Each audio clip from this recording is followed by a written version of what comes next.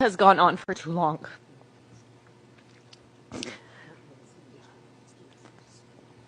I want the whole world to know that I'm a human being. At the end, I am not pen on paper. I'm not anonymous. I'm a human being created by God.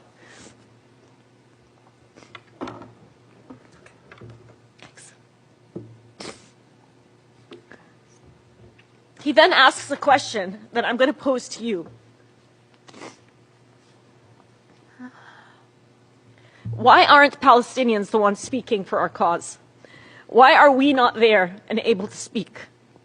The Palestinian people, the people in Gaza. Why not me? Why not my neighbor? Why not my colleague? Our Palestinian colleagues are not here today because the systems we currently exist in don't recognize the value of Palestinian life. I'm going to end by some reflections from myself and my colleagues who recently came back from Gaza. I'm speaking to you today both as a member of civil society and as a healthcare worker who has witnessed firsthand the death and destruction inflicted upon the Palestinian people. We spent the last 14 months watching as the most live-streamed and documented genocide in history has been met with silence, widespread propaganda campaigns justifying the unjustifiable, silencing and discrediting those who have attempted to expose it. The eyewitnesses that have made it out alive consistently reported crimes that in any other context would have led to sanctions. But here, after 14 months of the most grave breaches of humanitarian law, gross violations of human rights, barbaric war crimes, it is met with impotence by individuals, countries, and the very institution represented by this building.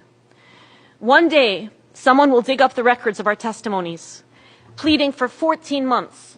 They will dig up the records of Palestinians covering their own genocide when international journalists were unprecedentedly banned from entering.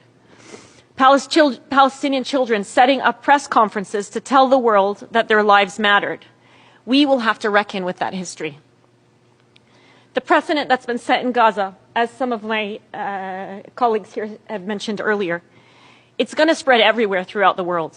It signals the demise of rule of law. We've already seen it spread to Lebanon. And as one volunteer surgeon said, when I was in Gaza, I felt like it was a prelude to the end of humanity. If solidarity with your fellow humans is not enough of a reason to act, think about how this is going to spill over. This should be frightening for everyone. I recognize that the words I shared with you today are heavy. But these words pale in comparison to the reality experienced by Palestinians for over 400 days and 76 years before that. Palestinians don't need our pity. They don't need our praise. They need our meaningful and truthful solidarity. And there is no time for despair. In the 24 hours that I'm going to spend in this city, at least 60 children in Gaza will be injured or killed. I recognize that many of you here, by virtue of being here today, are already convinced of the need to act.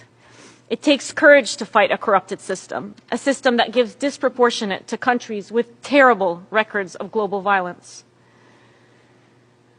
Today, as all of us sit here in the comfort of safety, Dr. Hussam Abu Safiya is in Kamal Adwan Hospital, just discharged from the intensive care unit after he was injured by an Israeli strike.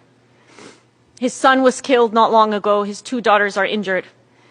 And yet he continues steadfastly to provide care for his patients. He said a few days ago, we will continue to provide this service at any cost to ourselves. The courage and action by Palestinian healthcare workers in the face of this genocide presents an exemplary model for all of us. The question I want to last leave you with is, what are we risking? Thank you.